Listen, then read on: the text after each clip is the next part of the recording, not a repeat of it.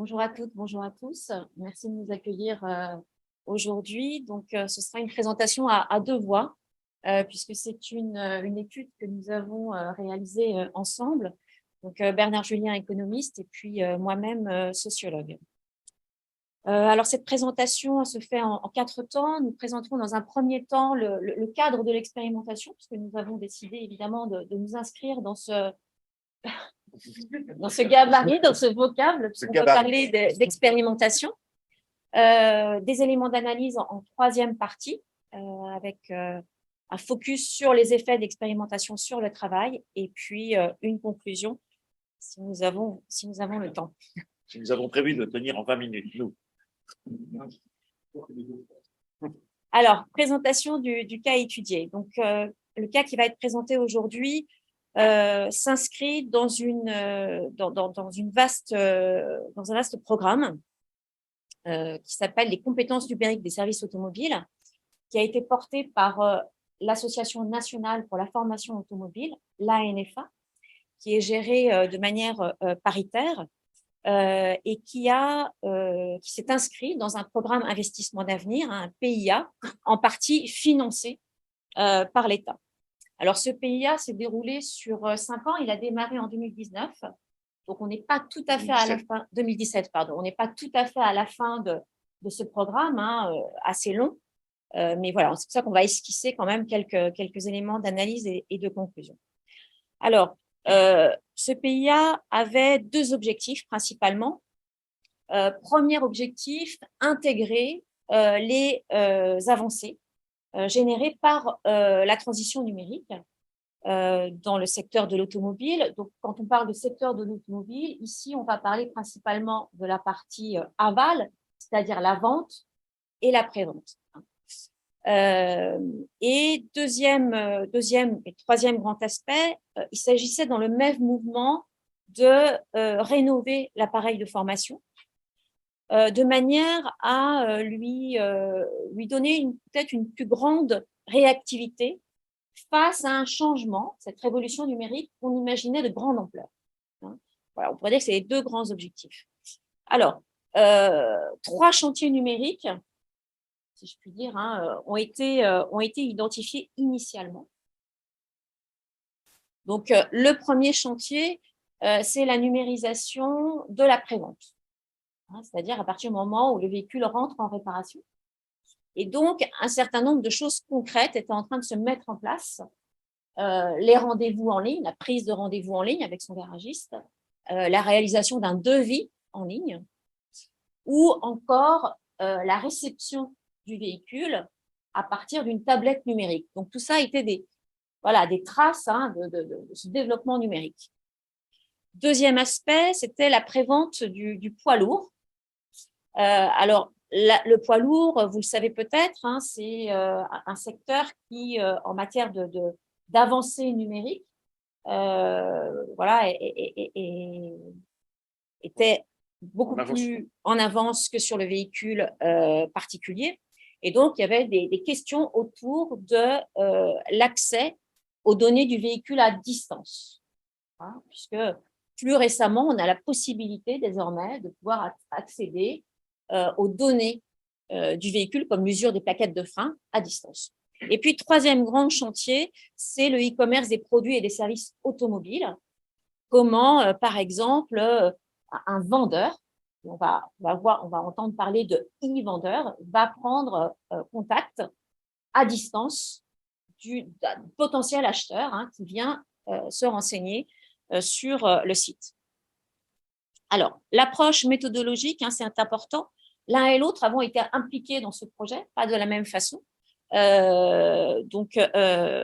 Bernard a participé au montage du consortium d'entreprises qui a été partie prenante dans ce programme investissement d'avenir. Donc, peut-être, on pourrait parler d'observation participante. Et puis, pour ma part, donc, j'ai été impliquée à travers la réalisation d'études, puisque très vite, ce programme d'investissement d'avenir s'est appuyé sur des études qui ont été réalisées sur le terrain auprès des professionnels et professionnels de la distribution et puis de formateurs également. Et puis, donc, je vais laisser la place maintenant à Bernard. Alors, oui, donc nous, on se positionne ici sur la partie dynamique institutionnelle, mais bon, nous sommes des spécialistes des garages, un peu comme vous êtes spécialistes de la construction, et par conséquent, ce qu'on avait identifié d'abord, c'était la dynamique industrielle, c'est-à-dire l'importance du numérique dans la dynamique de ce secteur des garages, si vous voulez. Et de ce point de vue-là, il nous semblait, et il nous semble toujours, qu'il y a un certain nombre de questions sur l'organisation industrielle du secteur qui sont associées à cette numérisation. Donc, c'est la manière dont vont évoluer les compétences professionnelles avec tous ces éléments dont vous a parlé Emmanuel, c'est l'émergence éventuelle de nouveaux métiers du type e-vendeur, c'est la question de savoir s'il faut engager des nouvelles formations qui seront des formations complètement nouvelles ou est-ce que c'est une cerise numérique sur le gâteau existant qu'il faut organiser. Ce sont toutes ces questions-là, finalement, qui se posaient aux professionnels de la formation et aux professionnels des services de l'automobile qu'on appréhendait.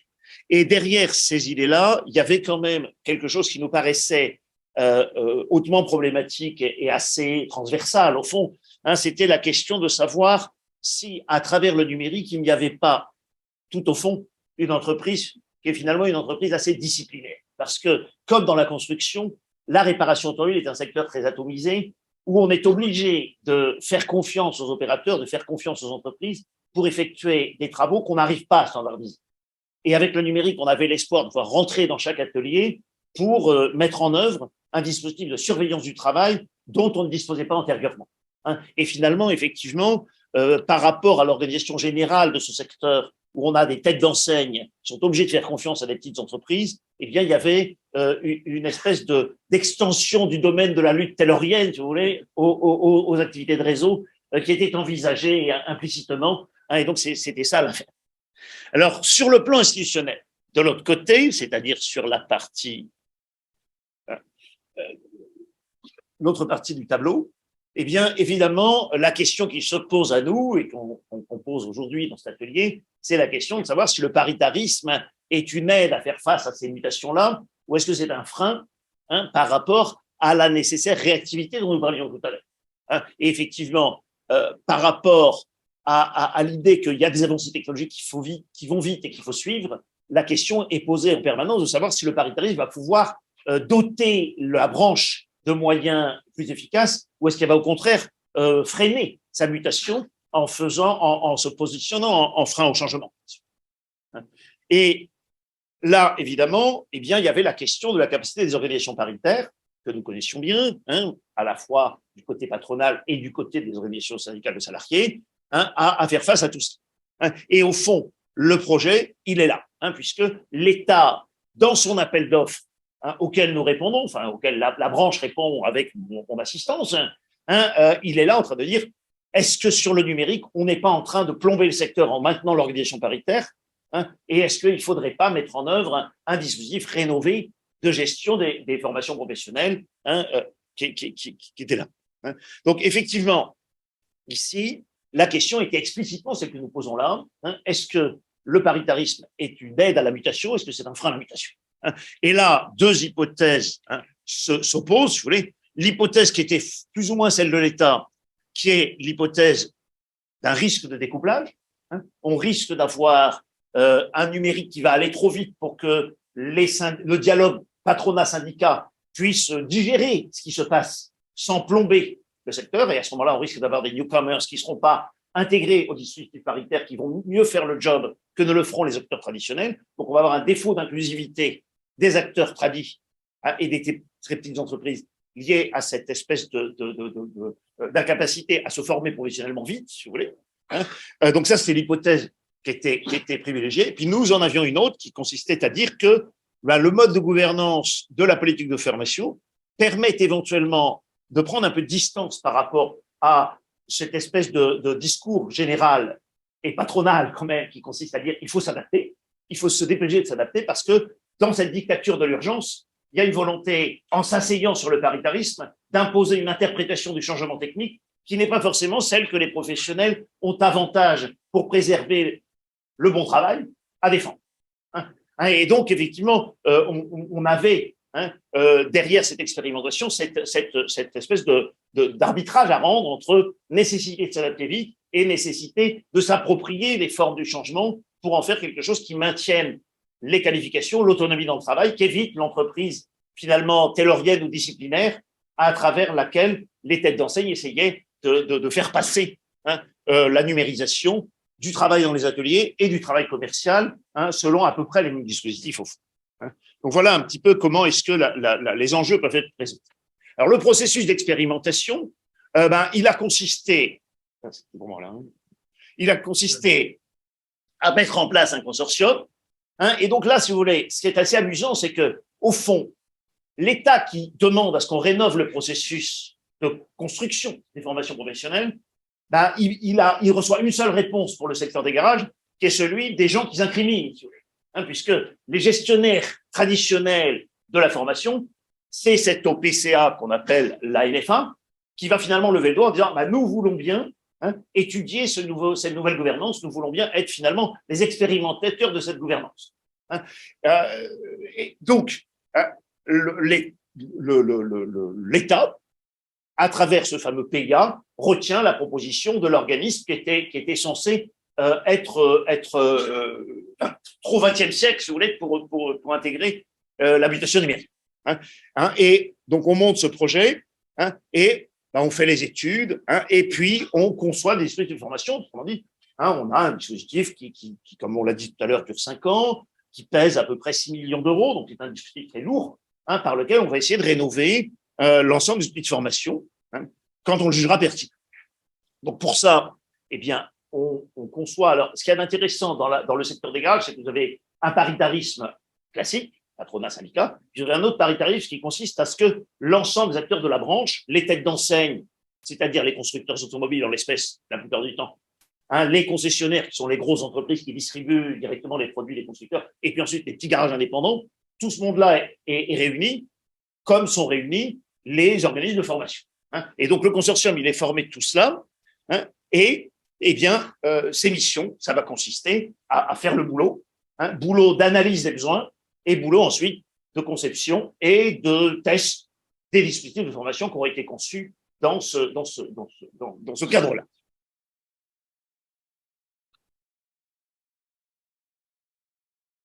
Donc, effectivement, c'est d'autant plus intéressant de conduire cette analyse-là que ça tombe, si vous voulez, dans un moment où le paysage français de la formation professionnelle est en plein bouleversement. Et au fond, si vous voulez, pour ceux qui suivent les histoires sociales en France, on a une espèce de dévalorisation de la branche par les politiques publiques pour valoriser le niveau de l'entreprise, qui, en matière de formation professionnelle, consiste à se doter de services de financement et de gestion de la formation professionnelle qui passent par ce qu'on appelle désormais des OPCO, qui ont finalement un rôle de service aux entreprises autant que de mise en œuvre d'une politique de branche, quelque chose comme ça. Et donc, évidemment, nous allons confronter notre expérimentation aux intentions du législateur et à la manière dont la branche gère tout ça. Alors, une dernière slide avant d'analyser les premiers résultats. Donc, ce processus d'expérimentation, il va représenter un enjeu, on va dire, pour les différents acteurs en place. Alors, pour les têtes d'enseigne, que nous, on appelle communément les constructeurs automobiles, mais évidemment pas seulement parce qu'il y a aussi la réparation rapide qui est partie prenante, mais pour les têtes d'enseigne qui sont à l'initiative de la numérisation finalement de la vente et de la prévente, quel est l'enjeu pour eux? D'abord, ils doivent convaincre que les outils numériques apportent de la valeur à la fois aux professionnels et aux clients. Et ils doivent aussi vérifier d'une certaine façon que les professionnels sur lesquels ils ont évidemment une emprise, mais pas totale, on pourrait dire, peuvent adhérer à ce projet de numérisation de leurs pratiques. Concrètement, qu'ils vont utiliser les tablettes numériques, par exemple, mises à leur disposition au moment de la réception du véhicule, qu'ils vont jouer le jeu pour la planification des rendez-vous sur Internet. Pour les professionnels de la distribution, donc ça veut dire les concessionnaires, les garagistes, on peut qualifier un petit peu leur enjeu, c'est un peu un double jeu, qui est le double jeu peut-être habituel pour ces acteurs. C'est à la fois faire face à ce développement des dispositifs numériques qui est imposé par les constructeurs, À défaut, évidemment, ça risque évidemment de modifier leur relation. Et puis, l'autre versant de cet enjeu, c'est aussi eh bien, de préserver leur qualification. Et là, évidemment, on est sur le thème aussi du travail de qualité, préserver leur qualification, préserver leur autonomie, la maîtrise qu'ils ont aussi de ce travail. Pour la branche des services de l'automobile, donc là, qui est représentée par l'ANFA, le paritarisme, d'une certaine façon, c'est aussi pouvoir faire face à cette révolution annoncée et donc ajuster rapidement l'appareil de formation, tout en préservant néanmoins aussi une forme d'indépendance, une certaine autonomie face à ces injonctions, on pourrait dire, des constructeurs. Et enfin, pour les organismes de formation qui sont aussi partie prenante de ce projet, c'est évidemment former au mieux les futurs professionnels. C'est aussi saisir les opportunités en termes de besoins en formation et puis maintenir les aides qu'ils reçoivent de l'OPCA. Alors, on en vient à l'analyse. Alors, trois remarques. Donc, à l'issue, je n'ose regarder à ma gauche. Donc, à l'issue de ces premières études, et on peut le dire assez rapidement finalement, il y a une prise de conscience qu'il s'agira moins d'une révolution numérique que d'une évolution, dont les enjeux finalement portent autant sur l'organisation du travail que sur les compétences des salariés. Ça, c'est le premier constat qui très rapidement va s'imposer et qui va susciter une forme de déstabilisation peut-être et d'interrogation. Deuxième chose, il va s'instaurer un débat sur la nature des technologies et des formations à dispenser, avec, pour reprendre ce qu'évoquait Bernard, une opposition entre une vision instrumentale et disciplinaire et une vision qui très rapidement va se saisir quand même de ces questions pour poser la question de la préservation des qualifications et des compétences et plus largement de la professionnalité. Et rapidement, voilà, il va s'instaurer une forme de débat, voire de dialogue pour négocier des compromis sur les formations à déployer. Et je vais prendre peut-être juste un exemple pour avancer dans la présentation. Je vais développer l'exemple peut-être qui est